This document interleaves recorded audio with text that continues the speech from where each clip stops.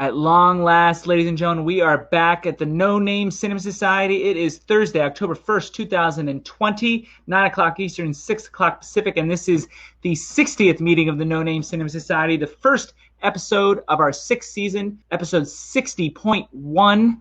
We've been waiting for movie theaters to open, but they are still not open in Los Angeles or New York. And since that's where 70% of the No Name Cinema Society lives, for the first and hopefully only time ever, we're going to review a film that goes straight to VOD for our current feature. And I'm referring to Enola Holmes on Netflix. Hi, everybody. My name is Jonathan Betzler. I'm one of your hosts here for this evening. I'm at my home in Los Angeles. We're going to be for the next couple episodes, and then off to Newtown, Pennsylvania, which is just outside of Philadelphia for a couple episodes starting next week.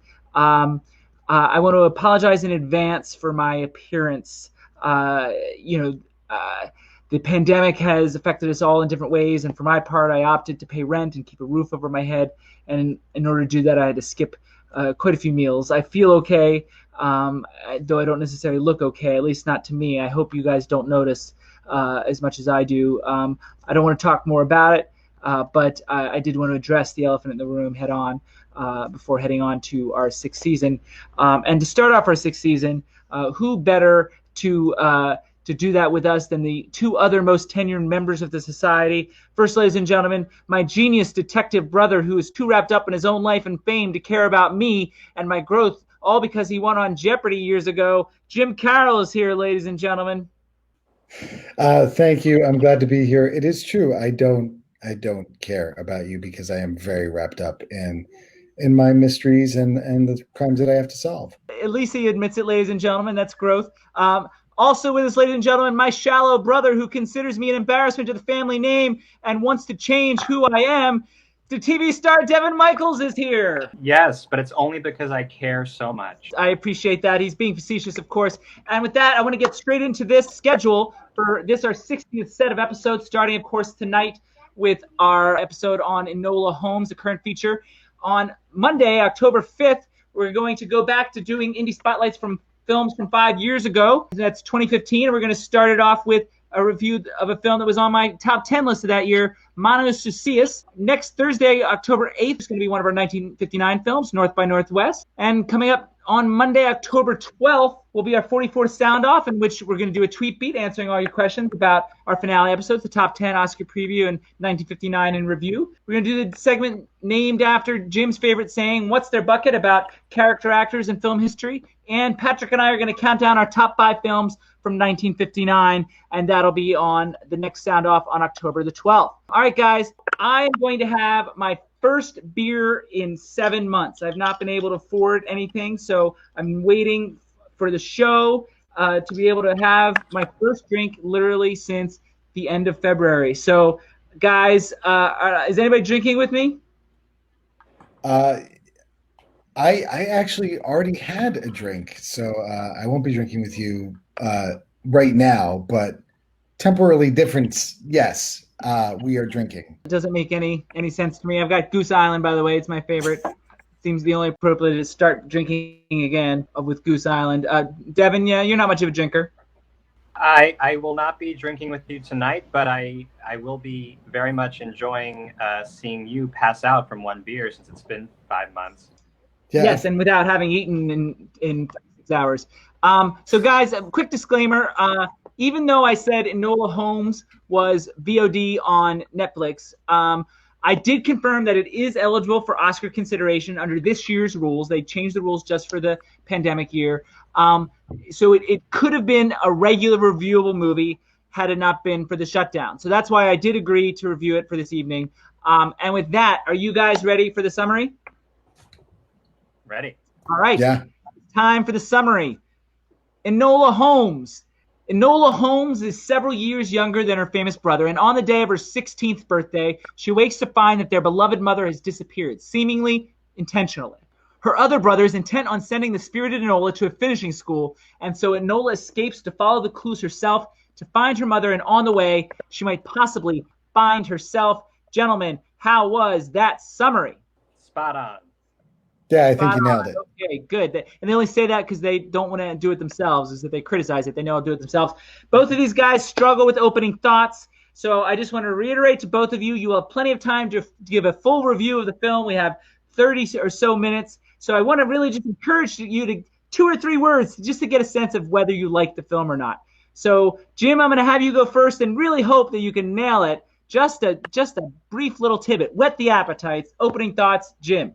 This movie was just like a little glass of champagne, light, bubbly, perfect. Not 2 or 3 words, but it's better than he usually does. Devon, can you beat him? Opening thoughts? I can, because I will agree that it was like a glass of champagne, except I don't have to add the word perfect at the end. I would say just light, bubbly.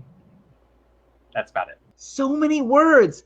So guys, my 2 words are condescending disaster. So we are on very different paths with this film.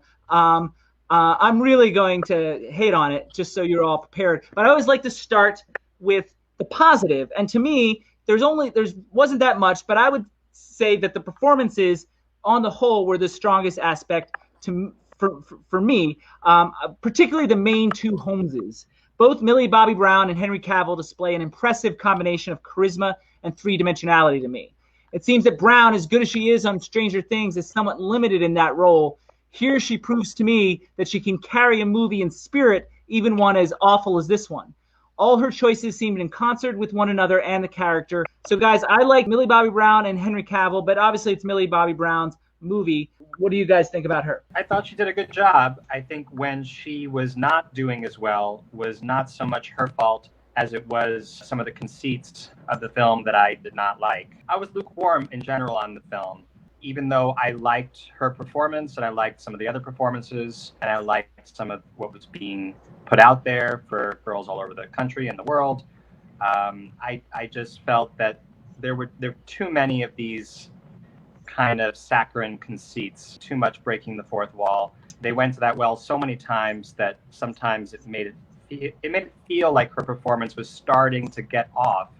And then I reminded myself, it's not really her. She's doing exactly what they need her to do, but they're just asking her to do it too many times. I agree with all that, and that does sort of underscore my main issues with the film.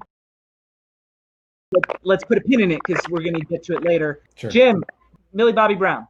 Yeah, I thought Millie Bobby Brown did a great job.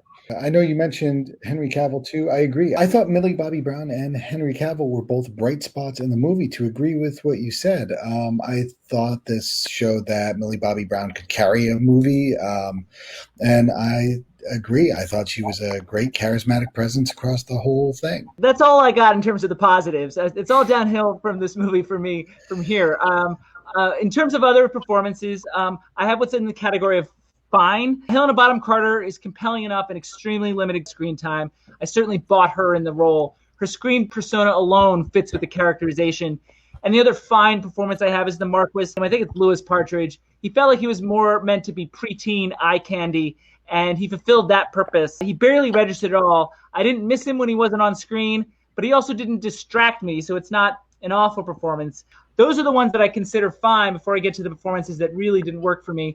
So anything on those 2 performances? And if the answer is no, that's fine. I think Fiona Shaw does exactly what Fiona Shaw does in every movie. I think she actually gives great performances. I think she's a hell of an actress. I agree, but she's one of my bad performances in this movie. See, I didn't mind her. I just think she's getting, ever since Harry Potter, these are the roles that she plays. I think she plays them to the best of her ability. The other players in this movie did exactly the roles that they were. I don't think any of them had to stretch for it, but I think they delivered in what they had to do. I mean, it's very possible that they delivered in what was asked of them. And that's what I wrote about Fiona Shaw, who I agree is a tremendous actress, and she thrived under the same director during Fleabag. And they reunite here. And while I admit she committed to the role, I just didn't feel like she was able to find any truth to the character. But my guess is she did what was asked of her, and she's way over the top. But I feel like the role, both the screenplay and the director, I think put her in a really bad spot. And same thing I would say about an actor Jim and I reviewed in Adrift 2 years ago, and we didn't like him then either. But Sam Claflin, Jim, I thought was really too much, borderline mustache twirly. It's probably that on the page, but that's sort of like the condescending kind of approach to these characters that I'm talking about. I really checked out when they were on screen. The whole movie is framed from Enola's point of view, and these are the biggest villains in her life. As we're seeing it through her, we don't want to see any complexity in these characters, and I don't think the movie asks us to see any complexities in the characters. There's plenty of kids movies with villains that are a little more rounded, and I feel like not to do that is part of the condescension towards kids in kids films that I tend to argue against. Let's bring Devon in because we haven't heard from him in a second. Yeah, I think that overall, to me, this is about who the target audience is for this film, which obviously is not any of the three of us. The jury's still out on Jim and his maturity level on this. I would agree with you that that there are many better films out there who do cater to young girls or whatever whatever demographic you want to call it. There are smarter films, there are better films than this that are aiming for that audience. But I don't think I guess I'm somewhere in between you and Jim. The casting of this film was mostly about making a lot of people very pretty. Henry Cavill is extremely pretty. Although Henry Cavill has proven to me in this and Man from U.N.C.L.E., I don't love him as Superman, but some of these other performances, I've seen some things I really like about him. Mission Impossible. I'm not criticizing his performance. In fact, I think his performance is fine. In general, just looking at the global casting of this movie, it's definitely being cast for an 11-year-old girl to be watching and just loving how everyone is so pretty, except the villains, and almost slightly condescending that way. Strangely, it's rated PG-13, but I agree with you about that demographic. That's where I agree with you that it's condescending a bit to its demographic. That is talking down to an 11-year-old girl to say, oh, you just want to see all these pretty actors. Exactly how I feel. I think the film does transcend that. I think it doesn't just do that. And we'll get to some of that later. But while we're still talking about the performances, I felt that Helena Bonham Carter was much stronger and more nuanced than you described. I felt that there were moments, especially in that climax scene, where there were so many fascinating little beats going back and forth in which she was doing more than the script gave her. She was doing a lot to fill in just how momentous that moment was for that character. I wasn't criticizing Helena Bonham Carter's performance. I actually just felt like it was so limited that she didn't get to explore the arc more. But in the scenes that she was in, I thought she was good. I hope I didn't give another impression. You said she was just fine. Mainly because I just felt like she was underutilized. Yeah, I would agree with that. That's somewhat just the way it was with the plot. Absolutely, and that's why I felt like I couldn't sort of elevate her to that Henry Cavill, Millie Bobby Brown status when I was going down the hierarchy. I hear that. It's a lot longer in performances than I had in mind. Let's dig into what I feel like the movie really went astray, and Devon's already insinuated some of these things. As much as I dislike the style, tenor, and execution of the film, I thought the story itself had a lot of potential. And by that I mean Sherlock Holmes' overlooked younger sister getting entangled in a mystery that she has to solve on her own that has repercussions on the political future of England. That one sentence alone gets me excited about this movie sight unseen. And that, to me, is partially why I'm so frustrated with this movie, with this cast and that concept. It should have been so much better. It's the structure and execution where this movie goes horribly off the rails to me. Its untangling of the mystery, to me, displays terrible storytelling technique. They insert flashbacks that we haven't seen before, just as they become convenient to the story and Enola. If she needs to know martial arts, cut to a flashback where she learns jiu-jitsu. Then back to the present, where she utilizes the skill that we didn't know she had before that. Deus Ex Machina after Deus Ex Machina, they keep piling up. If they had established it in advance, and then she happened to use it early on, I would have bought that. I would have bought her mother explaining that to her, but the reverse engineering I thought was bad screenwriting. All of those things needed to be established early on. It's okay if you remind us later with flashbacks, but quite frankly, even then, I don't advise it. Second, the film and script lean on several devices as crutches to tell the story. Flashbacks being one of them, even if they weren't used in ridiculously convenient places like they were, I kind of feel like they shouldn't have been there at all. Leave some of that to our imagination. That's just my personal aesthetic. The other device is the most egregious, and I think Devon's already alluded to it. The breaking of the fourth wall is atrocious in this movie, and I'm not sure what came first, the chicken or the egg in this situation. Director Henry Bradbeer famously used the same device on his one claim to fame, the TV show Fleabag. I was famously critical of that show, saying that it worked initially, the breaking of the fourth wall, especially as an extension of Fleabag's solipsism, but they went to that well way too much on the show. So I don't know if Henry Bradbeer brought the device with him from Fleabag or he was hired on this job because he did it supposedly successfully.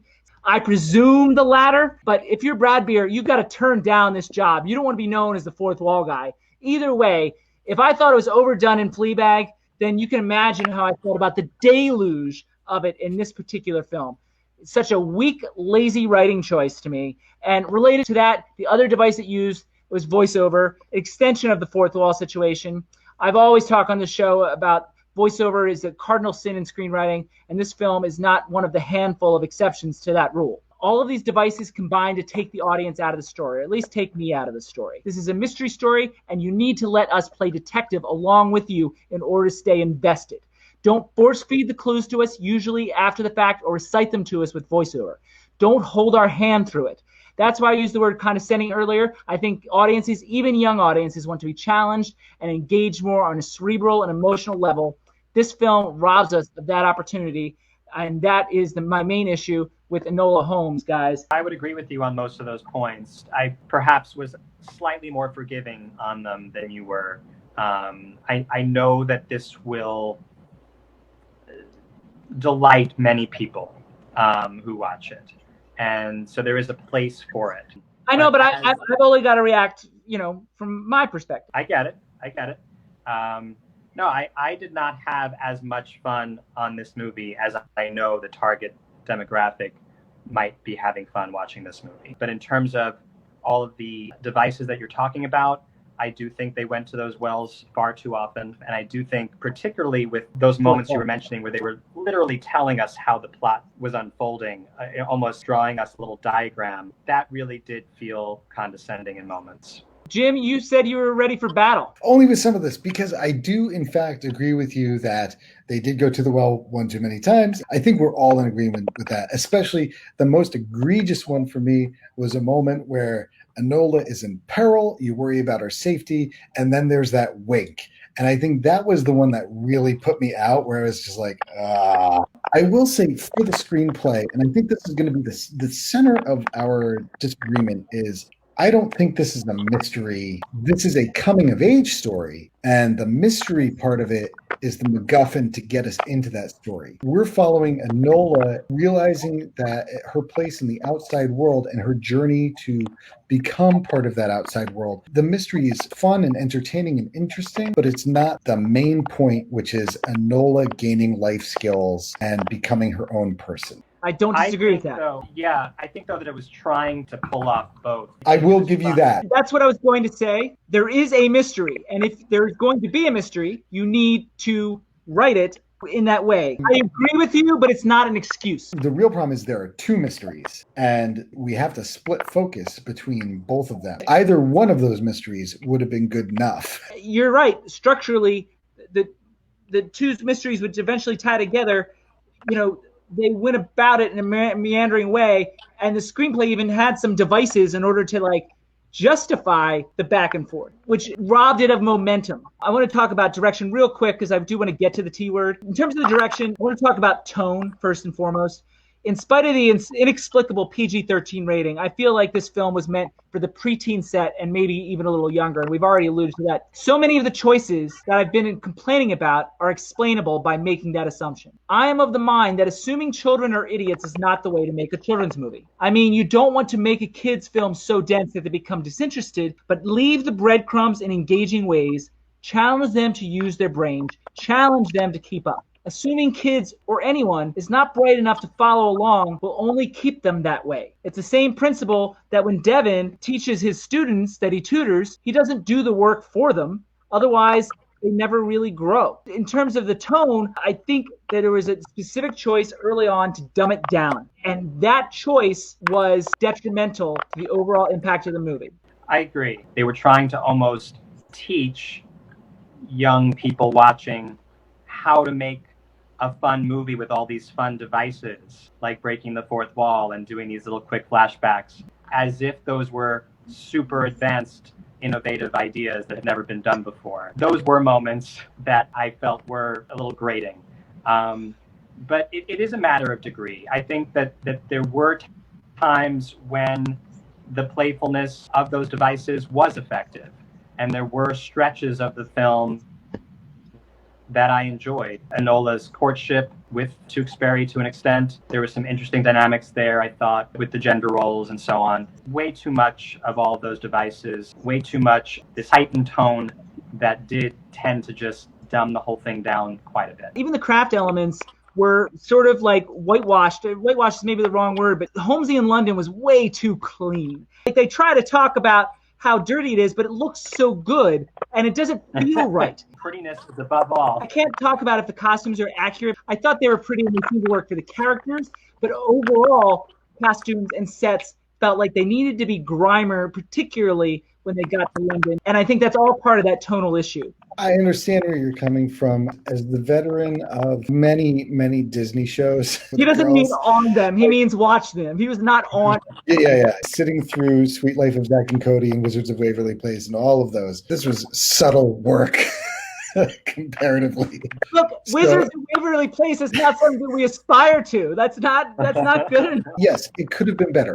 That's all I'm saying. Like, screen time, it is gold. To say something could have been better is not good enough. You're wasting this precious screen time. It gets evaluated on the same terms. I'm laying out the ways which I think it should have been better. By my aesthetic, granted, it's still not good enough to say, well, it's just for kids. We can cut these corners. For me, when the credits rolled, I was happy and engaged. I'm interested in seeing more of them. And that, to me, is the mark of a successful movie. And I would be more interested to see Henry Cavill and Millie Bobby Brown come back for a sequel. I actually would, too, with hopefully a different director. And I will admit that the Harry Potter films, to me, improved as the kids got older. Oh, absolutely. The themes got more mature. All right, guys, it is time for Devon's favorite segment. Jim is like Davey, he's a little afraid of it, but it's time for the T word. This is a section where we talk about themes. Obviously, this is a kid's film, but it's actually very heavy in the T word, particularly its primary theme, and it's hardly subtle about feminism and its efforts to portray a world that unfairly subjugates women and neglects their potential. It also suggests the importance of activism in that struggle, that men in power cannot be trusted to change their minds on their own. I personally love the idea of young Enola Holmes as a hero for young girls, laying the foundation for the next generation of women to inspire this generation to lay more foundation for yet the next generation. I only wish, A, the film would have been better, and B, it wasn't so overt in its approach. In keeping up with the previous complaints, it's an important message that gets dulled whenever one gets preached to. In this film, it's a blunt instrument of a message, but it's certainly better than many films that avoid depth altogether. And I think, Devon, that's sort of what you were alluding to earlier. I thought it did a surprisingly good job with that one element. I agree that kind of goes hand in hand with the rest of its flaws. But I think that when it came to this one element of old power structures having to learn to let go of having all of that power and privilege, I thought that some of the stylized tone was used to really good effect. It's a way for the filmmakers to really highlight this is how much it's going to be hard for the old entrenched power to let go. The patriarchy, as it were, and that's sort of my tangential theme. The other theme I wrote down was progress, which mostly relates to the advancement of women in this film, but the inclusion of other races in the film suggests in a small way that it doesn't stop there. But even more, the film highlights the importance of the status quo to some people, that it's not necessarily women or other ethnic groups they hate, but it's a fear of change, fear of losing what they have. A deeper dive would suggest that's about white male privilege, but the film doesn't necessarily make it just about white men. Some women, too, fear the progress that they might even benefit from simply because they cannot wrap their heads around a future that is vastly different. Some people are more comfortable with what they know and understand. Better the devil you know, as they say. And those people will fight to keep things that way, sometimes without thought about who's hurting or holding down. With our presidential election looming, in some ways you can look at the division in our country in those terms. Those who want change and those who are afraid of it. A division as true today as it was in the time of Enola Holmes. So they're related themes, but sort of different ends of the same idea. Jim, progress or feminism? I mean, I think both of those are very upfront themes. I think also you have young versus old. That's part of the progress theme, the generations. Yes, it's a generational change. The driving force of this is coming from the youth. I like those ideas, and it seems to me this was priority one of the project in general. I feel like it might have been better if it was handled without such a dull, blunt instrument kind of approach. One thread that was done very well was the character of Edith. I thought that it was acted well. It was just enough of a thread. It wasn't trying to make the entire film about that kind of change in the power structure. But it was a surprisingly nuanced moment or two of that character acknowledging with a shrug, hey, this is going to take a lot more work and a lot more change and a lot more generations for this to get better. And when she's addressing Sherlock, I thought that was very effective, the way she was just calmly explaining, you're just not going to really understand this perspective because you've always had what you've had. And for him to see that other small blind spot aside from his blind spot with his younger sister was a cool moment. Yeah, I mean, I'm glad that it was there. But I mean, like, she just calls it right out. You know what I mean? So there's just a lack of nuance and subtlety that I think would have benefited the overall impact. In terms of themes, I think we're all agreed on what's there. Yeah. I mean, I think this is a piece where it goes back to the structure of it. When you're juggling all of these different things, and these themes are so key to Enola achieving her end goal, her end journey, that they have to front load and be very out and proud about. These are these themes: women, progress, generational change. Here, so you got it, great, because they're key to her journey. Go. In a sense, that was almost analogous to some of the deciphering that Enola does at many points during the movie. That kind of here you go. Here's this letter. Now here's the next letter, and now here's the next letter. Yeah. So that pretty much sums up the movie. Like force feeding it to us instead of letting us solve it along with her. I don't think kids need to be hit over the head. I think they learn in different ways. Jim, I think Captain Marvel, even for younger kids, 11, 12, is a more thorough and shining example for the feminist cause in this film. Yes. They weren't trying to split their narrative up into 3 different lines. What I'm talking about is approach towards its theme. This was just hitting you over the head. Captain Marvel, and burying the story and letting the audience feel it more internally, it's more impactful. Sure. I also walked out of Captain Marvel wanting to see more Captain Marvel. And we will. All right, guys, we got to wrap things up. Running out of time. Closing thoughts. Anything else you guys want to say? No. Good. We covered it. That just about covers it. I think some people will get some enjoyment out of this, but it should have been better. Devon, I think you're a lot closer to me on this film than you originally intimated. I just like champagne, and I was trying to think of a quick opening thought. All I have to do is take off the word perfect, and it sort of goes with what I think. It was light and bubbly. I mean, I don't disagree with light and bubbly, but light and bubbly can still be bad. Jim, closing thoughts. I think at the end of the day, what I wanted was a fun film. And yes, this film had flaws and it had problems, but at the end of that movie, I had a fun time. And that to me is the mark of a successful film. And hopefully I will see more from Enola Holmes in the future. I like to have fun too, Jim, but this film I did not. Maybe all the flaws make me have less fun, though. All the hitting over the head and the condescension makes me not enjoy myself. But anyway, hopefully I'll enjoy their next film. Our next show is our Indie Spotlight coming up this Monday, October the 5th, with our Indie Spotlight, Manos to See Us, a Colombian film from 2015, and that is the next time that you will see us. And with that, ladies and gentlemen, This meeting of the No Name Cinema Society is adjourned.